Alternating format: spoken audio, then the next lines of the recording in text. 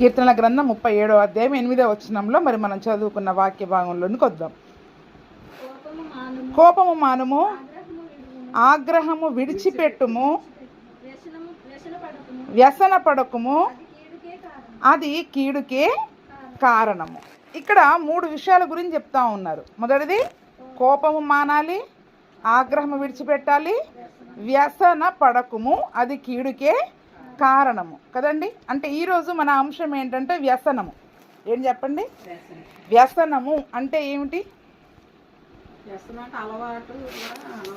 ఇప్పుడు త్రాగుడు అనే అలవాటుని వ్యసనం అని అంటారు.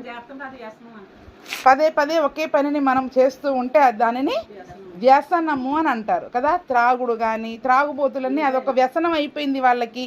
సిగరెట్ త్రాగడం అనేది ఒక వ్యసనం లాగా, అంటే ఒక అలవాటు, హ్యాబిట్ అయిపోయిందని అంటాం మనం. అలవాటుగా మారిపోయింది అది, అవునా? ఇప్పుడు ఇక్కడ వ్యసన పడకము అని అంటున్నారు. అంటే కొన్ని అలవాట్లు ఉంటాయి మనలో, కోపము, ఆగ్రహము, అవన్నీ కూడా విడిచిపెట్టాలి, మానేయాలి. అదే రీతిగా వ్యసనము అనేది కూడా అది ఒక అలవాటుగా కొన్ని అలవాట్లు మనలో ఉండిపోతాయి. అంటే వ్యసనము అన్నదానికి మన బైబిల్ భాషలో కొన్ని పదాలు ఉంటాయి, కొన్ని అర్థాలు ఉంటాయి. అదేంటంటే కోపము కానీ బాధ కానీ. ఇప్పుడు పదే పదే చేస్తే దానిని వ్యసనం అంటారు. కోపము కానీ బాధ కానీ పదే పదే మన హృదయంలో రగులుతూ ఉందనుకోండి, అది వ్యసనం. ఏం చెప్పండి? ఇప్పుడు బాధ కానీ, ఇప్పుడు కోపం వస్తుంది, అప్పటితో అయిపోదు అది. దాన్ని కొన్ని రోజులు మన మనసులో పెట్టుకుంటాం. ఏం చేసుకుంటాం చెప్పండి? కొన్ని రోజులు పదే పదే హృదయంలో పెట్టుకొని జ్ఞాపకం చేసుకుంటూ మనల్ని మనం బాధ పెట్టుకుంటూ ఉంటాం. ఏం చేస్తూ ఉంటాం చెప్పండి? అవతల వాళ్ళు బాగానే ఉంటారు, అవతల వ్యక్తులు బాగానే ఉంటారు, కానీ ఒకే విషయాన్ని మనసులో పెట్టుకొని పదే పదే పదే పదే కోపముతో రగిలిపోవడం. ఒకటి కోపంతో రగిలిపోవడం, 2 బాధతో కృంగిపోవడం. ఏం చెప్పండి? ఒకటి కోపంతో రగిలిపోవడమే కానీ బాధతో కృంగిపోవడం. అంటే ఇవి 2 కూడా వ్యసనాల కిందకు వస్తాయి. ఎలాగొస్తాయి చెప్పండి? వ్యసనాలు అంటే ఒక రకంగా చెప్పాలంటే మనోవేదన. ఏం చెప్పండి? మనోవిచారము, మనశ్శాంతి, ఏంటి మనోవేదన, మనోదుఃఖము కదా. అంటే మనసులో ఏముంటుంది చెప్పండి? ఆ దుఃఖము పదే పదే కుచ్చుతూ ఉంటుంది, కత్తిలాగా కుచ్చి మనల్ని బాధ పెడుతూ ఆ యొక్క బాధను బట్టి మనం ఏం చేస్తూ ఉంటాం? సరిగా భోజనం చేయలేము, సరిగా నిద్రపోలేము, సరిగా అందరితో ఉండలేము, ఒక రకమైన కృంగుదలకు వచ్చేస్తాం మనం. ఏమొస్తుంది మనల్ని? అదే డిప్రెషన్ అంటాం కదా మనం. ఒత్తిడి, మానసిక ఒత్తిడికి తీసుకొచ్చేసి డిప్రెషన్. ఇంకా అంతే, అర్థం కాదు. ఏంటంటే ఏమోనండి, నాకు ఏదో మనసులో అస్సలు మంచిగా లేదు, మనసులో చాలా బాధగా ఉంది.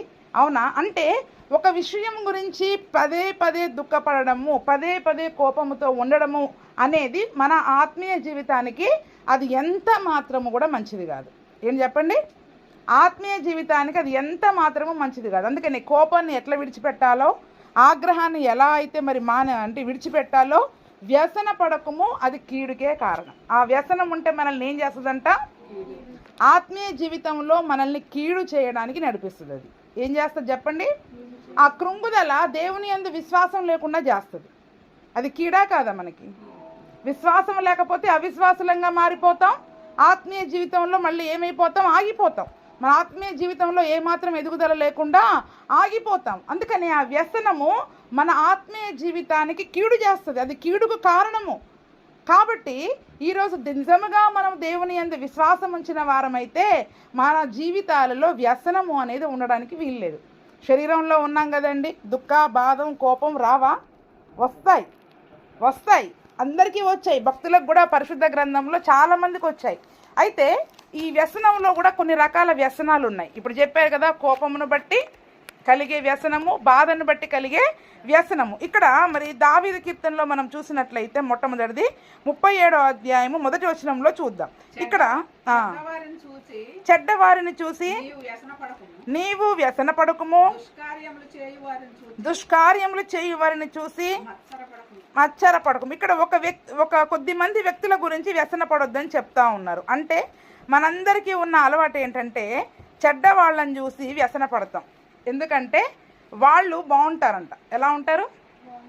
ఈ లోకంలో చెడ్డోళ్ళకే మంచిగా ఉంటారు, నీతిమంతులకి అనేక ఆపదలు కలుగుతాయి. అవునా? అన్ని చేసేటోడికి బాగానే ఉంటాడు. అప్పుడు మనకి ఏం వస్తుంది ఆలోచన?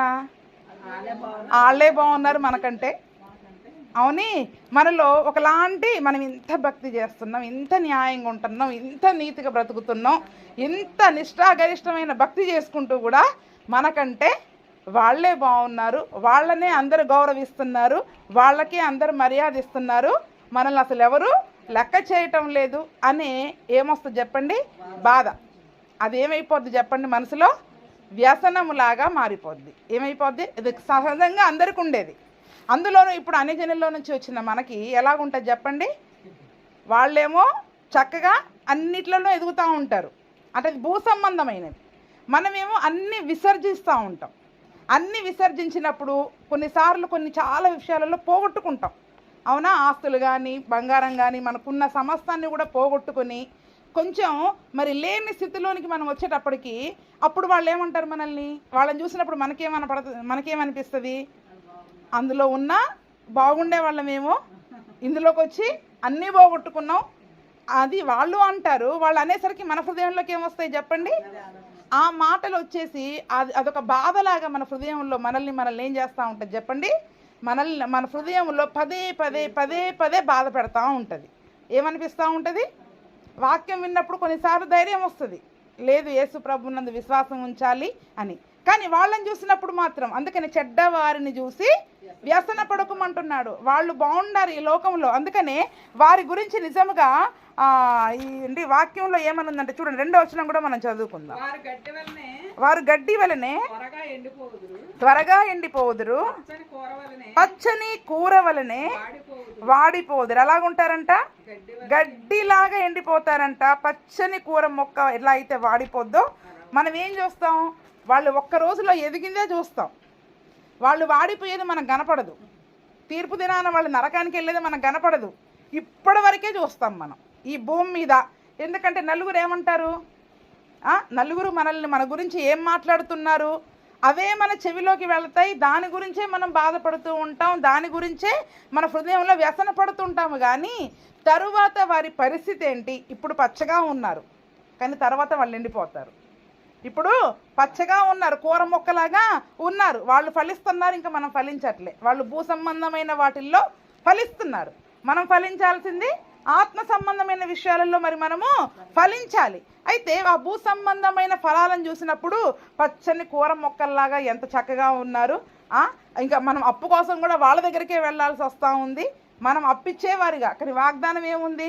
మీరు అప్పిచ్చేవారిగా ఉంటారు, అప్పు తీసుకునేవారిగా ఉంటారు. కానీ మన పరిస్థితి ఎలాగుంది? ఇప్పుడు వెళ్ళి వాళ్ళ దగ్గరికి వెళ్ళి అప్పు తీసుకునే పరిస్థితి లాగా ఉంది, వాళ్ళ దగ్గరికి వెళ్ళి అప్పు తీసుకునే పరిస్థితి. ఇప్పుడు ఇవన్నీ నిజంగా మన హృదయాలను ఏం చేస్తూ ఉంటాయి చెప్పండి?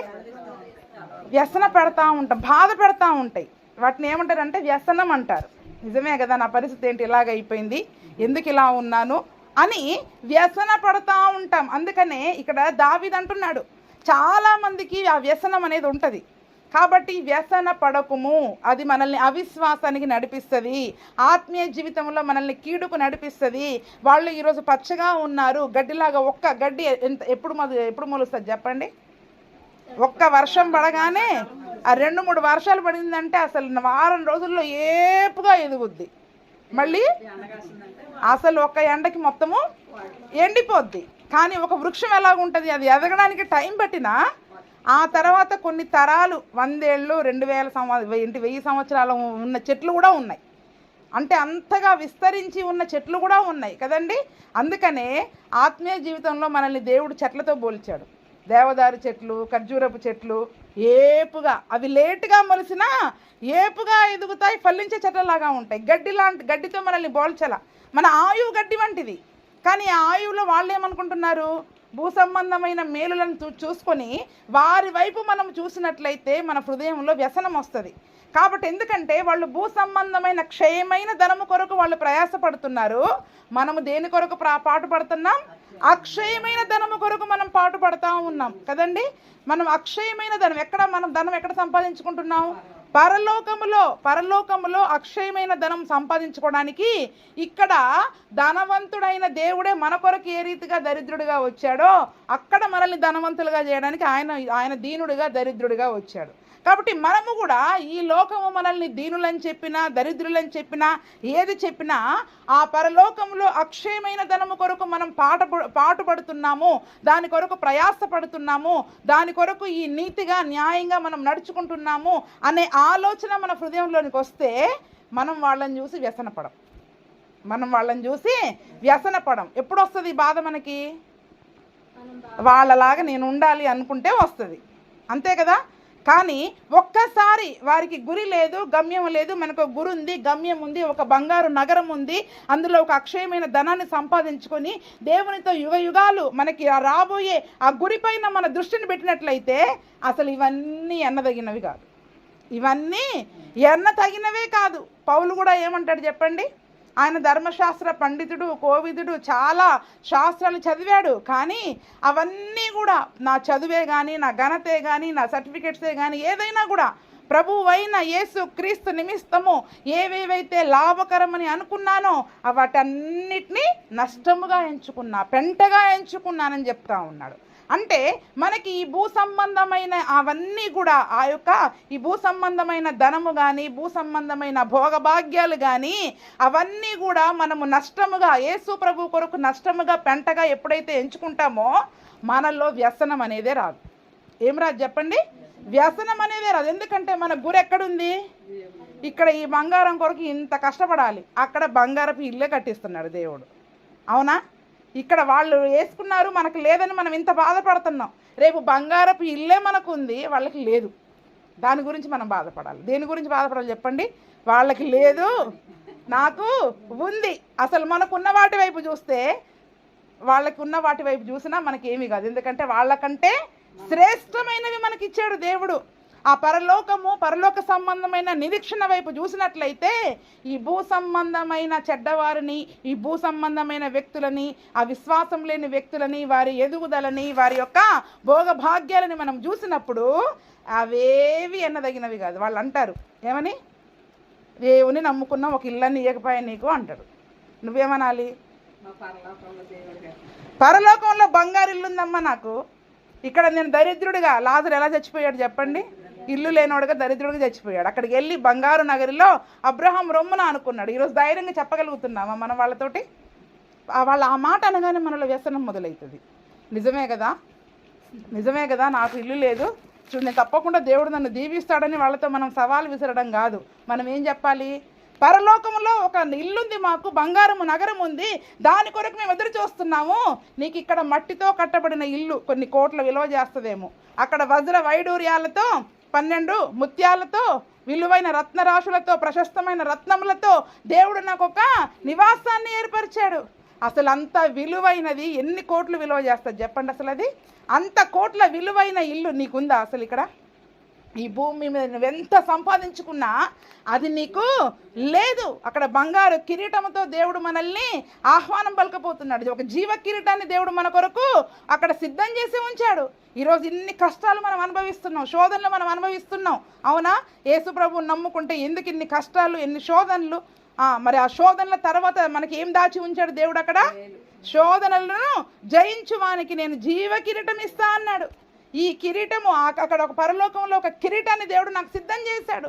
ఈ శోధనలు, ఈ శ్రమలు ఇవన్నీ నేను తట్టుకొని వెళుతున్నప్పుడు పరలోకంలో ఒక బంగారు కిరీటం, ఒక సువర్ణ కిరీటం, ఒక జీవ కిరీటము దేవుడు నా కొరకు సిద్ధపరిచి ఉంచాడు. ఇక్కడ మనుషులేమో ఏంటి సమస్యలు, కష్టాలు, బాధలు అని మనల్ని వేలెత్తి చూపిస్తారు. కానీ దేవుడేమో అక్కడ బలా నమ్మకమైన మంచి దాసురా, నువ్వు మరి ఎంత చక్కగా ఈ శోధనలపైన నువ్వు జయం పొందుకున్నావని బంగారు కిరీటం పెడతాడు, సింహాసనం ఇస్తాడు.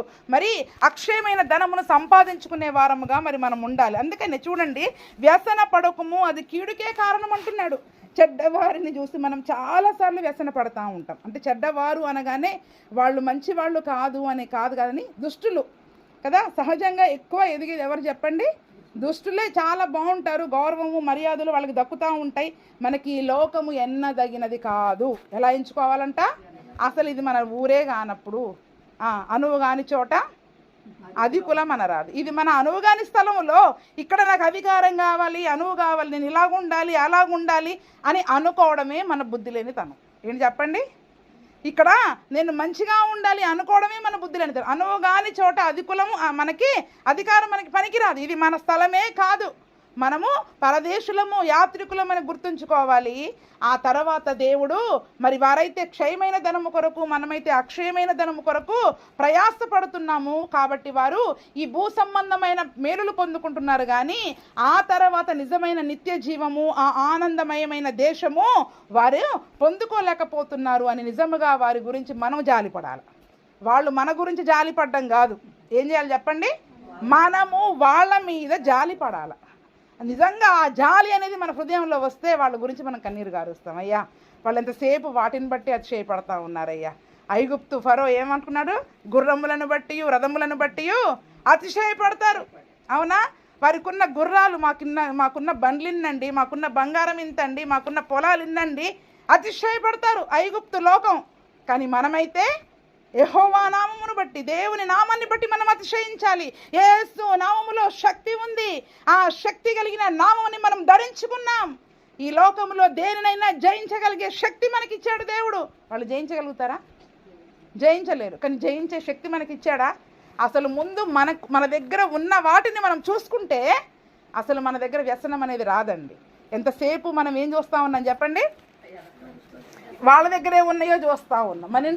మన ఇంట్లో ఉన్నాయి మనం చూసుకోవట్లా, వాళ్ళ ఇంట్లో ఏమున్నాయో చూస్తూ ఉన్నాం. అందుకే చూడండి, మనము దేవుడు మనకిచ్చిన మేలులని మనం ఒక్కసారి జ్ఞాపకం చేసుకోవాలి ప్రతిసారి. అందుకనే ఎందుకు దేవుడు మేలులను జ్ఞాపకం చేసుకోమంటున్నాడు? దాన్ని బట్టి మనం దేవుణ్ణి స్తుతిస్తాం ప్రతి విషయంలో. నిజంగా దేవుడు ఎన్ని మేలులు చేశాడు, ఎంత కృప చూపిస్తున్నాడు. మరి వారికి ఆ కృప లేదు, ఆ మేలులు వారి జీవితంలో లేవు, ఆ దీవెనలు వారికి లేవు అని వారిని చూసి మరి మనం జాలి పడేవారిగా ఉండాలి, కానీ వ్యసన పడేవారిగా ఉండకూడదు. అందుకనే చెడ్డవారిని చూసి వ్యసన పడకుము, అది కీడుకే కారణము. భూ సంబంధముగా వారు ఎంత అధికారంలో ఉన్నా, కొన్నిసార్లు మా ఫ్రెండ్స్ కూడా ఫోన్లు చేసి ఎంతసేపు వాళ్ళకున్న ఇండ్ల గురించి, పొలాల గురించి, వాటి గురించి ఇవే చెప్తూ ఉంటారు. ఇప్పుడు మీరు మీ వాళ్ళ దగ్గరికి వెళ్తే కూడా అవే చెప్తారు కదా. ఎక్కువ కాస్త అంటే ఎంత సంపాదించుకున్నాం, మాకు ఎంత ఉంది, అంతా ఉందని చెప్పారు. ఈ భూమి అంతా అందుకే వాక్యం కూడా ఉంది కదా, ఒకడు లోకమంతయు సంపాదించుకొని తన ఆత్మని నరకానికి పంపించుకుంటే ఏం లాభం? ఈ భూమి అంతా సంపాదించుకున్నాడు. భూమి మీద ఒక ఊరిలో కొన్ని ఎకరాలు ఉన్నాయి, భూస్వామిగా పేరు తెచ్చుకున్నాడు. కానీ వాడు ఆత్మ నరకానికి పోతే ఏమైనా ప్రయోజనమా? మనం ఈ భూమి మీద మనం సంపాదించుకోలే, కానీ పరలోకంలో మనం సంపాదించుకుంటున్నాం.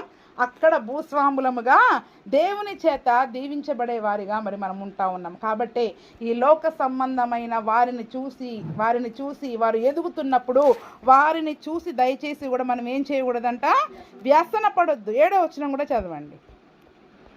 యెహోవా ఎదుట మౌనముగా నుండి ఆయన కొరకు కనిపెట్టుకొని, వాళ్ళు ఎన్నన్నా అన్నివ్వండి, మనం ఏం చేయాలి? దేవుని దగ్గరకు వచ్చి, అయ్యా వాళ్ళు ఇలాగంటున్నారు, అలాగంటున్నారు, మా వ్యసనాన్ని బట్టి దేవుని దగ్గరకు వచ్చి దేవుని మీద ఒత్తిడి చేయొద్దు. నాకు ఇప్పుడు ఇల్లు ఇస్తావా ఇయ్యవా? వాళ్ళకి బంగారం ఉంది, నాకు లేదన్నా నేడిపిస్తున్నారు, నాకు ఇస్తావా ఇయ్యవా? ఒత్తిడి చేయొద్దు దేవుని దగ్గరకు వచ్చి. అవునా? బిలాం ఏం చేశాడా లేదా? దేవుడు వద్దు అని చెప్పాడు మొదటి రాత్రి. 2వ రాత్రి ఏం చేశాడు? కొంచెం ఎక్కువ కానుకలు వచ్చేసరికి వెళ్ళి దేవుని మీద ఒత్తిడి తీసుకురావడం మొదలుపెట్టాడు.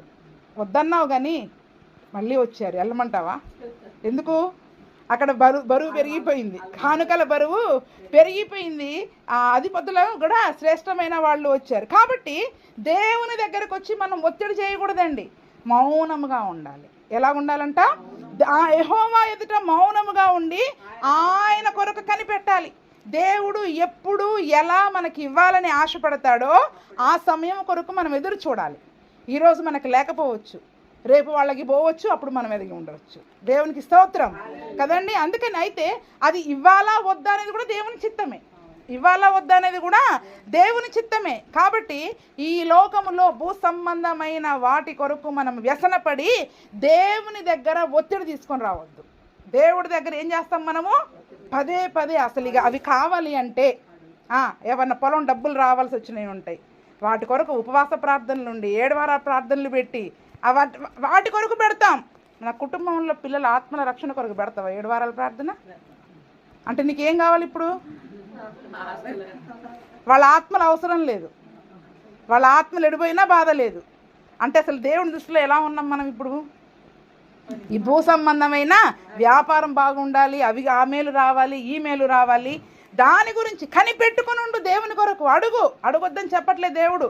అడిగి కనిపెట్టుకొని ఆయన సమయం కొరకు నువ్వు కనిపెట్టుకొని ఉండు, మౌనంగా ఉండు, కనిపెట్టుకొని ఉండు. అంతేగాని పదే పదే పదే పదే ఆ విషయాన్ని మనసులో తలుచుకొని వ్యసనపడి బాధపడి అందరి దగ్గర ఏంటి నా పరిస్థితి ఇలాగైపోయింది, ఒకప్పుడు అలా ఉన్నాం, ఒకప్పుడు ఇలా ఉన్నాం, నా పరిస్థితి ఇలాగైపోయింది అనే దుఃఖము, బాధ, వ్యసనము మనలో ఉండకూడదు. ఉంటే అది కీడుకే కారణం. ఏమైపోద్ది చెప్పండి? ఎందుకంటే ఇజ్రాయేలు ప్రజలు కూడా పదే పదే దేన్ని జ్ఞాపకం చేసుకున్నారు? ఐగుప్తులో ఉన్నప్పుడు ఆ బానిసత్వాన్ని మర్చిపోయారు. అక్కడ ఉన్నప్పుడు వారు తిన్న ఆ భోజన పదార్థాలు, ఆహార పదార్థాలు అవి మాత్రమే గుర్తుకొస్తున్నాయి. ఇప్పుడు మనకి లోకంలో ఉన్నప్పుడు ఏమేమైతే మనం విడిచిపెట్టామో అవే గుర్తుకొస్తూ ఉంటాయి. అవునా? అప్పుడు నా దగ్గర ఇంత బంగారం ఉండేది, ఇంత భూమి ఉండేది, ఇంత ఆస్తి ఉండేది, అవే మనకి గుర్తుకొస్తూ ఉన్నాయి. అంటే ఇప్పుడు మరి మనం కూడా ఇజ్రాయేల్ ప్రజల్లాగా ఎటువైపు చూస్తున్నాం? ఐగుప్తు వైపే చూస్తున్నాం, లోకం వైపే. వెళ్ళేదేమో ముందుకి, గురి యొద్దకే పరిగెడుతున్నామని పాట పాడుకుంటూ నే సాగేదా యేసునితో, అబ్రహాము వలె సాగేదా అని పాడతాం, మోషే వలె సాగేదా అని పాడతాం. పోయేది మాత్రం ఎక్కడికి? వెనక్కి, లోకంలోకి, ఐగుప్తులోకి. అందుకనే చూడండి, యెహోవా ఎదుట మౌనముగా ఉండి ఆయన కొరకు కనిపెట్టుకొనుము. తన మార్గమున వర్ధిల్లు వాని చూసి వాడు వర్ధిల్లుతాడు. ఎలాగంట? వర్ధిల్లుతారు. ఎందుకంటే దేవుడు నీతిమంతుల మీదను అనీతిమంతుల మీదను సమానంగా వర్షం కురిపిస్తున్నాడు. కానీ దేవుడు మనల్ని ప్రత్యేకించుకున్నాడు, లోకంలో నుండి ప్రత్యేకించుకున్నాడు, ప్రత్యేకమైన జనాంగముగా దేవుడు మనల్ని చేసుకున్నాడు. కాబట్టి దేవుని విషయంలో మనం ఏం చేయాలి? మన గురి దేవుని వైపు ఉన్నప్పుడు ఆయన సర్వ సంపదల గని అయిన ఐశ్వర్యవంతుడు, శ్రీమంతుడు అయినా ఆయన వైపు మనం చూసినప్పుడు మనలో వ్యసనం ఉండదు. పరలోకము, ఆ బంగారు నగరము, ఆ బంగారు వీధులు, ఆ అక్షయమైన ధనము, మనం సంపాదించుకునే అక్షయమైన ధనము, అక్కడ పరలోకంలో మనం ఎంత సంపాదించుకుంటున్నాం. అప్పుడప్పుడు మన బ్యాంక్ బ్యాలెన్స్ చూసుకుంటా ఉంటే మనకి ఏమనిపిస్తుంది చెప్పండి? అమ్మయ్య ఇంత ఉన్నాయి నా బ్యాంకులో, చాలు. ధైర్యం ఉంటుందా? ఉండదా? ఇక్కడ మనం దేవుని కొరకు నీతిగా, న్యాయముగా, సత్క్రియలు, మంచి పనులు చేసి అక్కడ కూడా మనం అక్షయమైన ధనాన్ని సంపాదించుకుంటే ఇంకా దేని గురించిన చింత మనకు అవసరంలా, వ్యసనం అవసరంలా. ఎందుకు? అక్కడ కూడా బ్యాంకు బ్యాలెన్స్ సఫిషియెంట్గా ఉంది. మనం అక్కడికి వెళ్ళి ఎంతకాలం యుగాలు దేవునితో ఉండడానికి అవసరమైనంత ధనాన్ని అక్కడ సంపాదించుకున్నాం. కాబట్టి ఈ లోకంలో ఆ ధనాన్ని సంపాదించుకోవాలంటే ఏం చేయాలి? సత్క్రియలు అనే ధనాన్ని మనం చేయాలి. ఏం చేయాలంట? సత్క్రియలు, మంచి పనులు, దేవుడు చెప్పిన పనులు, ఆ కట్టడల ప్రకారం మనం జీవిస్తూ దేవుడు చెప్పినట్టుగా చేసుకుంటూ వెళ్ళిపోతుంటే అక్కడ నెల జీతం అక్కడ పడతా ఉంటుంది. మనకి ఏం చేస్తూ ఉంటాం? ఈ నెల జీతం అంతా ఈ దేవుని కొరకు మనం చేసిన ప్రయాస అంతా అక్కడ బ్యాంకులో జమ అవుతూ ఉంటుంది. మన పని మనం చేసుకుంటాం. అది భూ సంబంధమైన దానిలాగా మన కళ్ళ ముందు కనబడదండి. ఆ దీవెన కనపడదు. అందుకనే తన మార్గమున వర్ధిల్లు వాని చూసి వ్యసన పడుకుము, దురాలోచనలు నెరవేర్చుకుని వాని చూసి వ్యసన పడొద్దు. ఎవరెవరిని చూసి వ్యసన పడొద్దు అంటున్నాడు? తన దారిలో వాడు, మన మార్గం కాదు వాడిది, మన మార్గమే కాదు, వాళ్ళ మార్గంలో వాళ్ళు వెళుతూ ఏం చేస్తూ ఉంటారంట? వర్ధిల్లుతూ ఉంటారు, ఎదుగుతూ ఉంటారు, ఇల్లు మీద ఇల్లు కట్టుకుంటారు, ఆస్తి సంపాదించుకుంటారు, భూములు సంపాదించుకుంటారు. వర్ధిల్లనివ్వండి. వాళ్ళని చూసి మీరు వ్యసన పడకండి. ఎందుకంటే పరలోకంలో దేవుడు మనకి ప్రశస్తమైన రత్నాలతో సరిహద్దులు గల ఒక పట్టణాన్ని దేవుడు మరి మన కొరకు నిర్మించాడు. కాబట్టి సూర్యకాంతములతో చేయబడిన మరి ఆ వెలుగును అక్కడ పరలోకంలో మనకి ఇవ్వబోతూ ఉన్నాడు. కాబట్టి వారిని చూసి మరి మనము వ్యసన పడొద్దు. దురాలోచనలు నెరవేర్చుకొని వారిని చూసి నీవు ఎందుకంటే భక్తి ఉండదు ఏమాత్రం.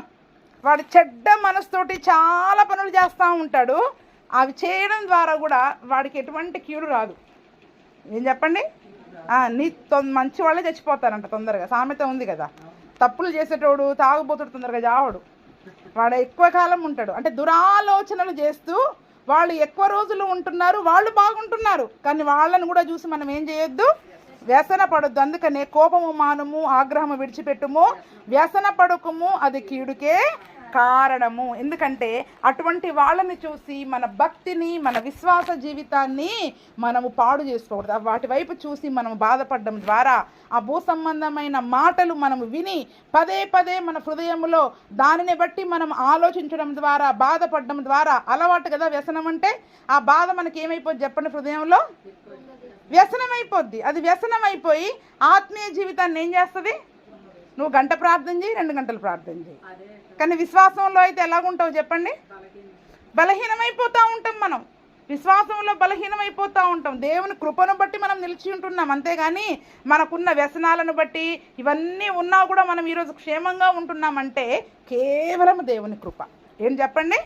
కేవలం దేవుని కృప. ఆయన కృపగలవాడు గనుకనే, కనికరము గల దేవుడు గనుకనే మన ప్రార్థనలను ఆలకిస్తున్నాడు, మనకు జవాబులు దయచేస్తున్నాడు, మనం నడవవలసిన త్రోవను మనకు తెలియజేస్తా ఉన్నాడు ఆయన. కాబట్టే మరి వ్యసన పడుకుము, అది కీడుకే కారణము. కాబట్టి చూడండి, సామెతల గ్రంథము 16వ అధ్యాయము 32వ వచనంలో కూడా అక్కడ ఒక మాట చెప్పబడి ఉంది. సామెతలు 16:32.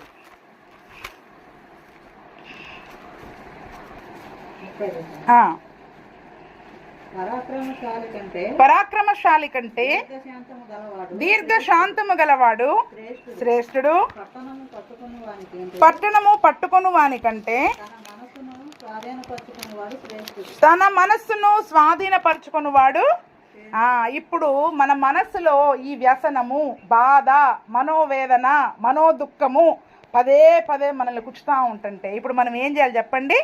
మన మనస్సుని మన స్వాధీనంలో పెట్టుకోవాలి. ఏం చేయాలి చెప్పండి? మన మనస్సుని మన స్వాధీనంలో ఉంచుకోవాలి. దీన్నే శరీరాన్ని జయించడం అంటే. ఏం చెప్పండి? శరీరాన్ని జయించడం అంటే మన మనసు ఎక్కడ ఉంటుంది? శరీరంలోనే ఉంటుందా? శరీరం వెలుపల ఉందా? శరీరం లోపలే ఉంది కదా.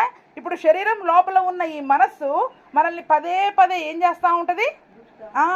కుచుతూ ఉంటుంది. వాళ్ళని చూసినప్పుడల్లా ఇక్కడ గుచ్చుకుంటూ ఉంటుంది.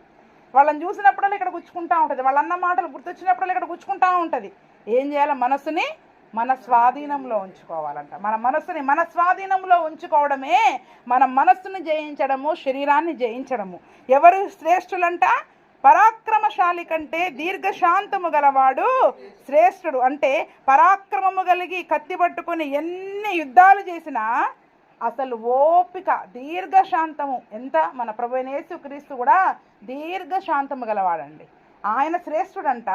అందుకనే పట్టణము పట్టుకుని వానికంటే మనస్సును స్వాధీనపరచుకుని వాడు. వెళ్ళి ఒక ఊరిని జయించేశానండి, ఆ పట్టణాన్ని పట్టుకున్నానండి, అది గొప్ప కాదు. అది సంపాదించానండి, ఇది అది గొప్ప కాదు. వాళ్ళు ఎన్ని అన్నా అటువైపు మనం చూడకుండా మన మనస్సును మన స్వాధీనంలో ఉంచుకొని దేవుని వైపు మన మనస్సు నిలుపుకొని పూర్ణ మనస్సుతో దేవుణ్ణి మనము ఆరాధించడమే నిజంగా మనం శరీరము పైన మరి మనము జయం వాడు శ్రేష్ఠుడు అని వాక్యం చెప్తా ఉంది.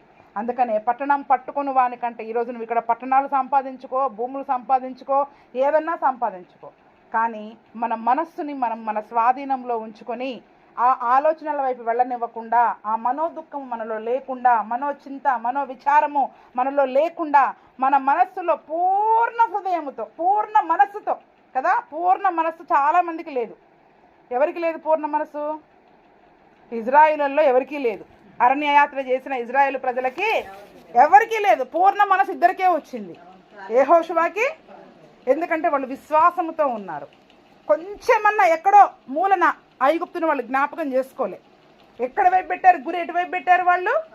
కనాను వైపే వారి గురి ఉంది. వీళ్ళలాగా ఐగుప్తుని జ్ఞాపకం చేసుకున్నారా? అది లేదు, మాకు ఇది లేదని బాధపడ్డారా? చెప్పండి. మరి ఇప్పుడు మనం కూడా అది లేదు ఇది లేదని బాధపడుతున్నామా లేదా? అవి లేవు ఇవి లేవని భూ సంబంధమైన వాటి వైపు చూస్తూ మనం బాధపడుతున్నామా లేదా? మన ప్రయాణము వేరు, మన గురి వేరు, మన గమ్యము వేరు. ఈ భూ సంబంధమైన వాళ్ళతో మనం పోల్చుకోకూడదు. మీరు వారిలో నుండి ప్రత్యేకింపబడి బయటికి రండి, అపవిత్రమైన వాటిని ముట్టకండి అని దేవుడు చెప్తా ఉన్నాడు. మనం ప్రత్యేకమైన జనాంగము. మన బస్సే వేరు, అసలు మన ట్రైనే వేరు. వేరే ఊరికి వెళ్ళే ట్రైన్లో వాళ్ళతో మనం పెట్టుకుంటే వాళ్ళకి మనకి అసలు పొత్తు కుదరదు. మనకి పొత్తు కుదరదు. మనం వెళ్ళే మన సహవాసంలో ఉన్న వాక్యం వైపు మనం చూడాలి. మన ప్రధాన యాజకుడు, ప్రధాన కాపురి అయిన యేసయ్య వైపు మరి మనం చూసినప్పుడు మన మనస్సుని స్వాధీనం చేసుకుని ఆయన పైన నిలుపుకోవాలి. అందుకనే ఎవడు పూర్ణ మనసుతో ఆయన వైపు తిరుగుతారో, ఆయనను అనుసరిస్తారో వాళ్ళు ఆ వాగ్దాన దేశాన్ని, వాగ్దానాలని స్వతంత్రించుకుంటాం. ఈరోజు మరి పరిశుద్ధ గ్రంథంలో ఉన్న చాలా వాగ్దానాలు మనం ఎందుకు స్వతంత్రించుకోలేకపోతున్నామంటే ఈ పూర్ణ మనసు లేక. కాస్త మనసు ఏమవుతుంది, మనసులో ఈ వ్యసనము అనేది ఉండడం ద్వారా ఆ వ్యసనము వలన మన మనస్సుని మనం స్వాధీనంలో ఉంచుకోలేక, దేవుని పైన నిలుపుకోలేక పదే పదే పదే పదే దాని గురించి మనం మనసులో బాధపడుతూ ఉన్నాం. కాబట్టి మరి నిజముగా మా పరాక్రమశాలి కంటే దీర్ఘశాంతుడు శ్రేష్ఠుడు, పట్టణము పట్టుకుని వాని కంటే మనసును స్వాధీనపరుచుకున్నవాడు శ్రేష్ఠుడని మరి వాక్యం చెప్తా ఉంది. మనం మరి మన మనస్సుని ఆధీనంలో ఉంచుకొని అటువంటి వ్యసనములను తీసివేసి మరి దేవునిపైనే పూర్ణ మనస్సును నిలిపి ఆత్మీయ యాత్రలో ముందుకు సాగే కృపను ప్రభువైన యేసుక్రీస్తు మనకందరికీ దయచేయునుగాక. ఆమేన్, ఆమేన్.